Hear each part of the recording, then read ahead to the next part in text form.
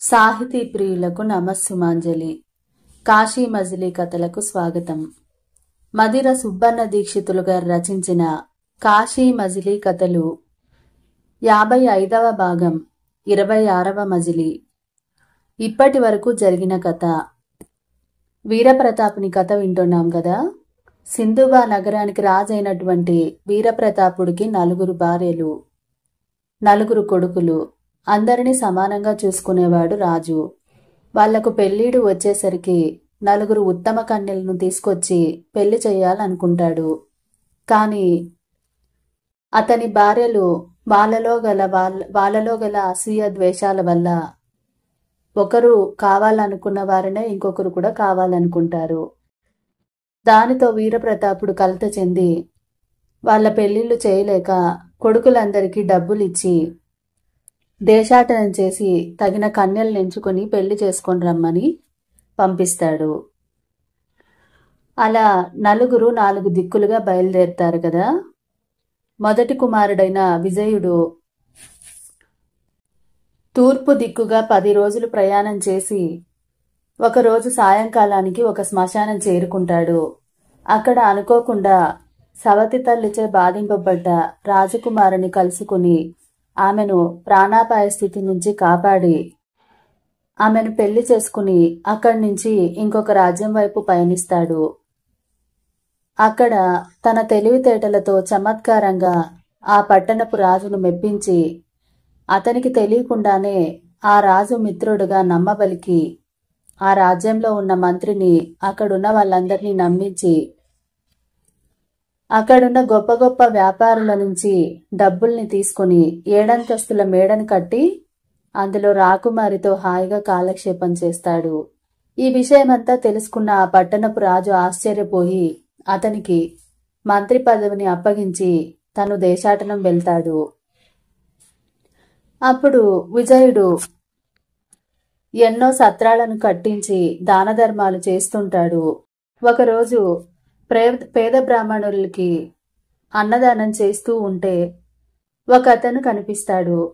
అతన్ని చూసి తన తమ్ముడని గుర్తుపట్టి ఎంతో భ్రాంతి చెంది బాధపడి ఏమైందో తెలుసుకుందామని అతని దగ్గరకు వెళ్ళి, నేను నీకు అన్నను, నువ్వు ఇలా అయ్యావేమిటి, ఏమైంది తమ్ముడు అని అడుగుతాడు. అక్కడి వరకు కథను చూశాం కదా. మరి ఆ తర్వాత కథ ఇలా సాగుతుంది. బాణుడి కథ. అన్న దగ్గరికి వచ్చి అలా అడిగేసరికి బాణుడు తెల్లబోయి కన్నీరు కారుస్తూ తన కథనిలా చెప్పసాగాడు. నేను పట్టణం వదిలి అనేక గ్రామాలు దాటి ఒకరోజు సాయంకాలానికి కుంభకోణం అనే పట్టణం చేరుకున్నాను. అక్కడ ఒక సత్రంలో బస చేసి ఉండగా కొంతమంది మోసగాళ్ళు నా దగ్గరకు వచ్చి నన్ను పరిశీలించి నా దగ్గర అతి వినయం ప్రదర్శించారు. నాకు వివాహం చేసుకునేందుకు ఒక ఉత్తమ కన్యను తీసుకొని వస్తామని, దానికి కావలసినంత డబ్బు కావాలని అడిగారు. నేను సరేనన్నాను. వాళ్ళు నా దగ్గర డబ్బు ఉన్నట్టు గ్రహించి,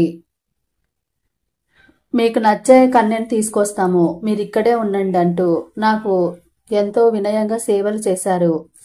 నేనెంతో ఆనందపడ్డాను. వాళ్ళే నా ఆప్తులని భావించాను. 4 రోజులు గడిచాక ఒక అందమైన అమ్మాయిని నా దగ్గరకు తీసుకొచ్చి, ఇలాంటి ఆమె నీకు కావాలా అని అడిగారు.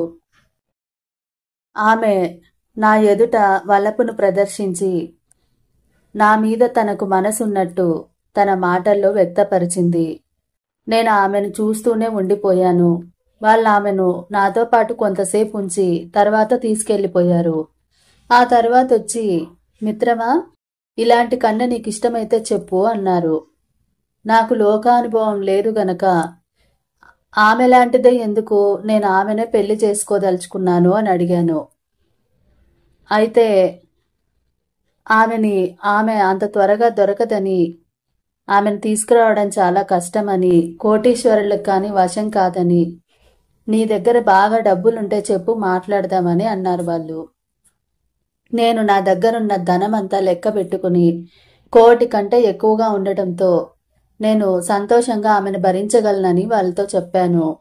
అయితే ఆ సొమ్మంతా మాకి అన్నారు వాళ్ళు. ఆమెను నాకే వశం చేస్తామని మాట ఇచ్చారు. కొద్ది రోజులయ్యాక వాళ్ళు నన్ను ఆమె మేడ మీదకు తీసుకుపోయి తల్పం మీద కూర్చోపెట్టారు. ఆమె నా వద్దకొచ్చి నా మెడలో పూలమాల వేసి వరించానంది. నేను నా సంతోషంలో నా దగ్గరున్న మిగిలిన ధనమంతా ఆమె అధీనం చేశాను. పగలు రాత్రి అని భేదం లేకుండా కొన్నాళ్ళు హాయిగా గడిపాను. ఎల్లకాలము అలాగే గడిచిపోతుందనుకున్నాను. కాని కొన్ని రోజులయ్యాక ఆ యువతి తల్లి ముసల్ది నా దగ్గరకొచ్చి, అబ్బాయి, నువ్వు చాలా రోజుల నుంచి మా ఇంట్లోనే ఉండి సుఖపడుతున్నావు. నువ్వు ఇచ్చిన డబ్బులంతా పూలకి, తాంబూలాలకి, పన్నీటికి, అత్తర్లకి సరిపోయింది. ఇంక మేమెలా బ్రతకాలి? నీ దగ్గర సొమ్ము ఏమైనా ఉంటే తీసుకురా, లేకపోతే ఇక్కడి నుంచి నువ్వు వెళ్ళిపో. మా పిల్ల మరొకడిని చూసుకుంటుంది అంది. నేను ఉలిక్కి పడ్డాను. అయ్యో, అదేంటి? ఈమె నా భార్య కదా, మరొకరిని ఎలా ఆదరిస్తుంది? ఈ విషయం అలాంటిదనేసి నాతో వాళ్ళెవరూ చెప్పలేదే. ఇంకా నా దగ్గర డబ్బులు ఎక్కడుంది? అంతా మొదట ఇచ్చేశాను కదా అని బాధపడ్డాను. అప్పుడు ఆ ముసలి నవ్వుతూ, బాగుంది, మేము వేసేలము. మా వృత్తి నువ్వెరగవు కాబోలు. మాకు ధనమే భర్త. ఆ దూర్తులు చెప్పిన దానికంటే ఎక్కువ రోజులు నిన్నిక్కడ ఉండనిచ్చాము. ఇంక వెళ్ళిపో అంటూ ఆమె నన్ను వీధిలోకి తరిమి తలుపేసేసుకుంది. కట్టు బట్టలు తప్ప నా వద్ద మరేమీ మిగల్లేదు. నేను ఆ దుర్మార్గుల్ని వెతుకుతూ తిరుగుతుంటే వారొక చోట కనిపించారు. ఆ ముసల్ది చేసింది వాళ్ళకి చెప్పాను. వాళ్ళు నవ్వి, మేమేం చేస్తాం అని ఇంకా నా మాట వినిపించుకోకుండా ఎక్కడికో పోయారు. నేను చాలా విచారిస్తూ ఇంటికి పోతే అందరూ నవ్వుతారని తిండికి బట్టకి మొహం వాచి ఇలా తిరుగుతున్నాను. మొన్న ఈ ఊరొచ్చాను అని తన కథనంతా చెప్పాడు బాణుడు. విజయుడు తమ్ముడి అవస్థకు బాధపడి కొత్త బట్టలు, నగలు ఇచ్చి కొన్నాళ్ళు తన దగ్గర ఉంచుకొని ఒకరోజు, తమ్ముడు, మనం ఇల్లు వదిలి సంవత్సరం దాటిపోయింది. సంవత్సరానికి ఒకసారి కలుసుకుందామని నిర్ణయించుకున్నాం కదా. మన సోదరులు అక్కడికి వచ్చి మన కోసం ఎదురు చూస్తూ ఉంటారు. ఇంతవరకు ఈ విషయం నాకు గుర్తు రానే లేదు. మనం ఇప్పుడు అక్కడికి వెళ్దాము అన్నాడు. విజయుడు ఆ సంగతి భార్యకు చెప్పగా అతనితో తాను కూడా వస్తానంది. విజయుడు తన దేశం చూసి రావడానికి రాజు వద్ద సెలవు తీసుకున్నాడు. ఎక్కువ డాంబికంతో వెళ్తే దేశ విశేషాలు తెలుసుకోవడం కష్టమని ముగ్గురు సామాన్యుల వేషంలో బయలుదేరారు. అక్కడక్కడ కొన్నాళ్లుంటూ దేశ విశేషాలు తెలుసుకుంటూ ప్రయాణం సాగించారు. ఒకరోజు ఒక తోటలో విజయుడు భార్య కూర్చొని వినోదంగా మాట్లాడుకుంటూ ఉంటే చూసిన బాణుడు ఓర్వలేక, మేమిద్దరము ఒక్క చక్రవర్తికే పుట్టాము. వీడికి మాత్రం ఎందుకంత వైభవం? నాకు మాత్రం ఎందుకు ఈ దీనస్థితి? దేవుడెంత అన్యాయం చేశాడు. వాడలా భార్యతో కబుర్లు చెప్పుకుంటూ హాయిగా కాలక్షేపం చేసే భాగ్యం నాకు లేకపోయింది. నేను భార్య లేక ఒంటరితనం అనుభవిస్తున్నానని మర్చిపోయి వాడెంత ఆనందంగా గడుపుతున్నాడు. కాని వాడు నిద్రపోతుంటే వాణ్ణి చంపి వాడి భార్యని నా సొంతం చేసుకుంటాను. సుఖించడానికి ఇంతకంటే వేరే ఉపాయం లేదు అనుకుని అవకాశం కోసం పొంచి చూడసాగాడు. ఆ దంపతులు రాత్రి నిద్రపోతున్న సమయంలో బాణుడు మెల్లగా లేచి ఒక కత్తి తీసుకొని అన్నగారి మెడ మీద గురి చూసి కత్తితో ఒక్క వేటు వేశాడు. ఆ కత్తి దెబ్బకు విజయుడు అమ్మో అని కేక వేసి ప్రాణాలు వదిలాడు. ఆ కేకకు హేమ హడలిపోయి లేచి మగని మెడ మీద ఉన్న కత్తిని చూసి గుండెలు బాదుకుంటుంటే బాణుడు, ఎందుకంత బాధపడతావు?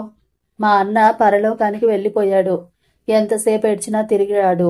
నేను నిన్ను ఇంతకంటే ఎక్కువగా సుఖపెడతాను, నాతో రా అన్నాడు. ఆమె చీదరించుకుంటూ, దుర్మార్గుడా, ఎంత పని చేశావు?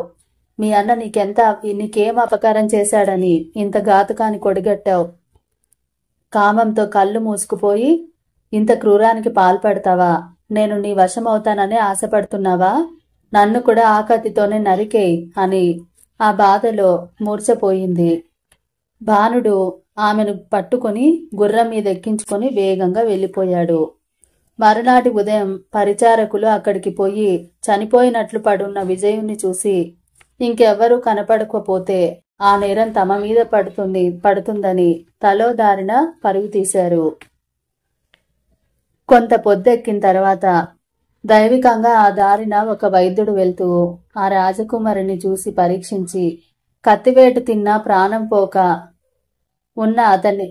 పోకుండా ఉన్న అతనికి గాయాలకి మూలికలు ఆకుపసరు పిండి కత్తిని తీశాడు. ఆ పసరు మహిమ ఎట్టిదో కాని విజయుడు నిద్ర లేచినట్టు లేచాడు. అప్పుడు ఆ వైద్యుడు రాజకుమారిని చూసి, నువ్వెవరు? నిన్నెవరిలా చంపారు? నీ ఆయుష్ గట్టిది. ఈ వైద్యం నాకు తప్ప మరెవ్వరికీ తెలీదు. వేటు వేసిన వారు కత్తి తీయకపోబట్టి బతికావు. కత్తి తీసేస్తే అప్పుడే చచ్చిపోయిందువు అన్నాడు. విజయుడు ఆయనకు నమస్కరించి, మహాత్మా, ప్రాణదాతలైన మీకు నేనేం చేసి రుణం తీర్చుకోగలను? నన్ను చంపినవాడు నా సోదరుడే. వాడికి నా మీద అసూయకి కారణం కనబడదు. నా భార్య నన్ను చంపదు.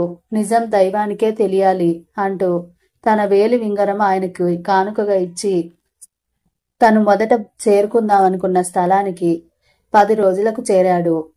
అక్కడ తన కోసం ఎదురు చూస్తున్న చివరి తమ్ముడైన చంద్రుణ్ణి చూసి కౌగిలించుకొని, తమ్ముడు, ఇక్కడికొచ్చి ఎన్నాళ్ళైంది? ఎక్కడికెక్కడ తిరిగావు? రాముడు కనబడ్డా? ఏమేం వింతలు చూశావు? వివాహం చేసుకున్నావా? నేను నిన్ను చూసే అవకాశమే లేకపోయేది.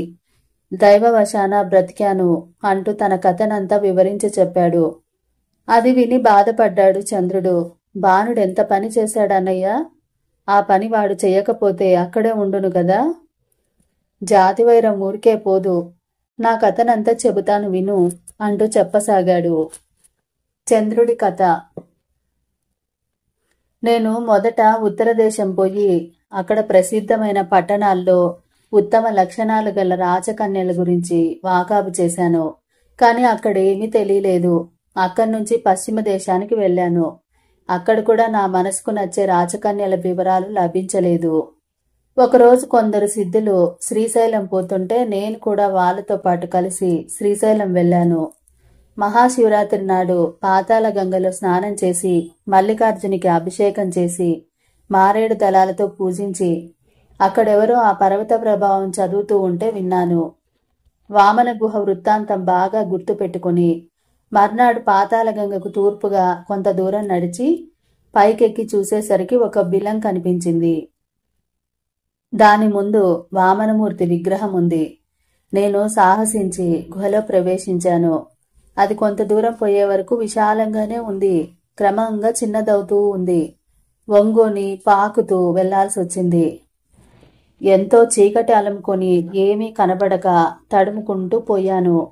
పగలు రాత్రి తెలియకుండా ఎన్ని రోజులు అలా పోయానో ఒకచోట చేరేటప్పటికి ముందుకు పోవడానికి లేదు, వెనక్కి రావడానికి లేదు. నేను ఎలాంటి సాహసం చేసినందుకు పశ్చాత్తాపడుతూ ఊపిరాడటం కూడా కష్టమవుతుంటే కళ్ళు మూసుకొని దేవుణ్ణి ధ్యానించసాగాను. కొంతసేపటికి చెవులకు వీణుల విందుగా మనోహరమైన వీణాగానం వినిపించింది. ప్రాణం పోయే ముందు బహుశా ఇలాగే అనిపిస్తుందేమో అనుకున్నాను. కాని ఆ గానం మరింత చేరువయ్యింది. నాలో ఆశ మొదలైంది. పరమేశ్వర అంటూ దేవుణ్ణి మనసులో తలుచుకుంటూ అలాగే పైకి ఎగబాకాను.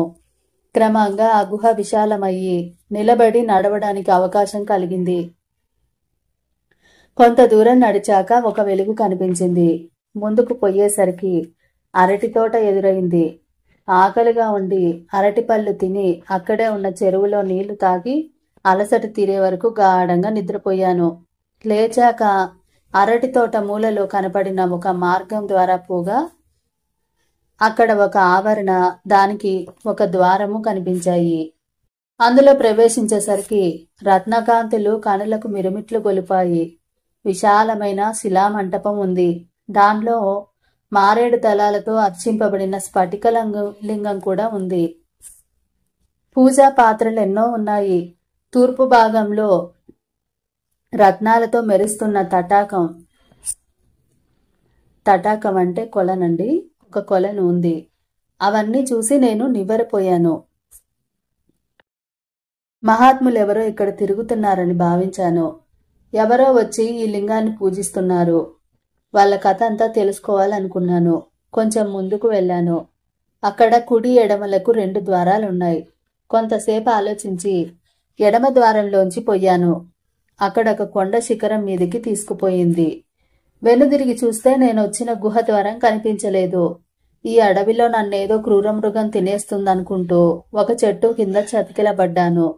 అంతలో ఒక ఏనుగు బంగారు కలశం తొండంతో పట్టుకుని కిందకి పోతోంది. నేను దానికి కొంచెం వెనకగా నడవసాగాను. అది కొండ దిగి పాతాళ గంగ ఒడ్డుకి పోయింది. ఆ గంగలో కలశంలోకి నీరు తీసుకొని తిరిగి వస్తుంటే నేను దానికి ఎదురుగా నిలబడ్డాను. అది బెదరలేదు. నేను సాహసించి తొండం తడుతూ దానిపైకి ఎక్కి కూర్చున్నాను. అది నేను ప్రవేశించిన గుహలేకే ప్రవేశించింది. వేగంగా పోయి స్ఫటిక శిలా మండపంలో ఆ కలశం ఉంచింది. నేను అక్కడ దిగి చెరువులో స్నానం చేసి కలశంలోని జలంతో ఆ లింగానికి అభిషేకం చేసి పూలతో పూజించి ధ్యానిస్తుంటే ఎవరో వస్తున్నట్టుగా అనిపించి ఒక మూలకి పోయి దాక్కున్నాను. కొందరు అందగత్తెలు అక్కడికొచ్చి బట్టలు విడిచి ఆ చెరువులో స్నానం చేసి బట్టలు కట్టుకుని శివలింగం చుట్టూ కూర్చున్నారు. ఒకరు వీణ మీద పాడుతుంటే, మరొకరు పాత్రలు సిద్ధం చేస్తూ ఉంటే, ఇంకొకరు ఎండిపోయిన పూలను తీసేస్తున్నారు. ఇది మునుపు చేసిన పూజా ద్రవ్యం కానట్టుంది. కొత్తవారు ఎవరైనా వచ్చి పూజించారేమో అని అడిగింది ఒక అమ్మాయి. పూజా ద్రవ్యాలకు గుర్తులేమిటి అనేశారు వాళ్ళు. పూజలు చేసి వాళ్ళు వెళ్ళిపోయాక వాళ్ళు అక్కడికి అలవాటుగా వస్తారని అర్థమయ్యి అరటిపళ్ళతో ఆకలి తీర్చుకుని మళ్ళీ కొలనులో స్నానం చేసి లింగార్చన చేసి అక్కడే ఉన్నాను. ఆ వేళ వారికి కొత్త వాళ్ళెవరో అక్కడికి వచ్చి అర్చించారని స్పష్టంగా నిదర్శనాలు కనిపించి మర్నాడు వెదకాలని నిశ్చయించుకొని ఆ వేళకు స్వామిని అర్చించి వెళ్ళిపోయారు. అప్పుడు నేను ధైర్యంగా మంటపంలోకి వచ్చి ఆ అందగత్తెల ఇల్లు ఎక్కడుందో కనుక్కుందామని ఈసారి కుడివైపు ద్వారంలోంచి వెళ్ళాను. మరో చోట మళ్ళీ 2 ద్వారాలు కనిపించాయి. కుడివైపు ద్వారంలోంచి పోయాను. బయటకొచ్చాను. ఎంతో విచారించాను. మునుపు ఏనుగు ధర్మమా అని వెళ్ళగలిగాను. ఇప్పుడెలా పోగలను? ఆ కోనంతా మారేడు చెట్లే. వాటి పళ్ళు తింటూ ఆకలి అంచుకుని 2-3 రోజులకి విసుగెత్తి ఒక మారేడు చెట్టెక్కి కిందనున్న పెద్ద రాతి మీద పడి ప్రాణాలు విడవాలని నిశ్చయించుకుని నిన్ను పూజించే ఆ సుందరిని వచ్చే జన్మలో నాకు భార్యగా చేయమని దేవుని ప్రార్థించి దూకబోతూ కిందకి చూసేసరికి ఆ రాయి కనిపించలేదు. 4 మూలలా చూసేసరికి నన్ను ఆ మారేడు వృక్షం ఎక్కడికో తీసుకుపోతున్నట్టుగా అనిపించింది. నేను ఆ కొమ్మని గట్టిగా పట్టుకుని స్ఫటిక శిలా మంటపాన్నే మనసులో నిలుపుకున్నాను. కుదుపు లేకుండా చాలా వేగంగా ప్రయాణించింది ఆ వృక్షం. మనుషుల కోలాహలం వినబడి కళ్ళు తెరిచి చూసేసరికి పెద్ద పెద్ద మేడలు గల ఒక పట్టణం మధ్యనున్న ఒక దేవాలయం దగ్గర ఆ చెట్టు నిలబడుంది. నేనెంతో ఆశ్చర్యపోయాను. అక్కడ ఆలయంలోని శివలింగానికి అనేక మంది అర్చనలు చేస్తున్నారు. అదే దేశమో తెలుసుకోవాలని దిగబోయి కూడా ఆ వృక్షం వెళ్ళిపోతుందేమోనన్న అనుమానంతో ఆగిపోయాను. ఆ భక్తుల ప్రార్థనలను బట్టి అది కాశీపట్టణం అని తెలిసింది. కాశీ విశ్వనాథుని చూసినందుకు నా జన్మ ధన్యమైందని తలచేటప్పటికి ఆ గుడి అంతర్ధానమైంది. 4 మూలలా చూసేసరికి రామలింగేశ్వరుని ఆలయం కనిపించింది. అది మాయమయ్యి కేదారేశ్వరుని ఆలయం కనిపించింది. అలాగా ఆ మారేడు వృక్షం పుణ్యమా అని అనేక దేవాలయాలను చూడగలిగాను. ఆ వృక్షాన్నే ప్రత్యక్ష దైవంగా తలుచుకుంటూ అది ఎంత వేగంగా పోతుందో చూడాలని కళ్ళు తెరిచేసరికి ఏమీ కనిపించలేదు. దిక్కులు అలుక్కుపోయినట్లు అనిపించాయి. ఆ వృక్షం ప్రతి క్షేత్రంలోనూ ఆకులు విదిల్చింది. అవి ఆయా లింగాల మీద పడ్డాయి. నేను మనసులో మాటిమాటికి ఆ స్ఫటిక శిలా మంటపాన్నే తలుచుకుంటున్నాను. ఆ వృక్షం కొండ పక్కన ప్రవహించే నది వద్ద ఆగింది. నేనక్కడి గుర్తులను చూసి గుర్తుపట్టాను. నేను చెట్టు ఎక్కిన చోటు అదే. నేను మెల్లగా చెట్టు దిగాను. ఆ చెట్టు మాయమైపోయింది. నేను దానికోసం ఎంతో విచారించాను. ఆ చెట్టు ఆగిన చోట మారేడు పత్రితో అర్చించబడిన శివలింగం ఉంది. దైవ సంకల్పం వల్ల మునుపటి ఏనుగు అక్కడికొచ్చింది. మునుపట్లాగే నేను దాన్నెక్కి స్ఫటిక శిలా మంటపం చేరుకున్నాను. ఆ దేవకాంతలు చెరువులో జలకాలాడి శివలింగాన్ని భక్తితో అర్చించారు. పూజ చేసిన ఆమె కొందరు సకులతో అరటితోటలోకి వెళ్ళింది. మంటపంలో ఉన్న ఆ ఇద్దరు స్త్రీలు ఇలా మాట్లాడుకోసాగారు. మల్లిక, మన సఖి ఎంత అందగత్తైనా పెళ్ళెందుకు చేసుకోవట్లేదో, తన యవ్వనాన్ని ఎందుకిలా అడవుగాచిన వెన్నెల చేసుకుంటోంది అని అడిగింది తమాలిక. మల్లిక ఆమెనుద్దేశించి, తమాలిక, అదొక రహస్యం. మొన్ననే చారుమతి ద్వారా విన్నాను. నీకు తెలీదు కాబోలు, చెప్పమంటావా అని అడిగింది. చెప్పమని అడిగింది తమాలిక. నలకూబరుడు ఆమెను వరించి దూత ద్వారా ఆ విషయం ఆమె తండ్రికి తెలియజేశాడట. అతను తన భార్యతో నలకూబరుడు రూపంలో మనోహరుడే కాని నిత్యము రంభ మీద ఇష్టం కలిగి ఉంటాడు. అందుచేత మన కుమార్తెను అతనికిచ్చి సవతి పోరు ఉండేట్టు చేయడం నాకిష్టం లేదు అని అన్నాడు. కాని రాచబిడ్డడు అడిగాక ఇవ్వకుండా ఉండకూడదు. ఏం చేయాలో తోచడం లేదని ఆలోచిస్తూ తన అభీష్టాన్ని హటకేశ్వరుడి ముందు ధ్యానించి నిద్రపోయాడు.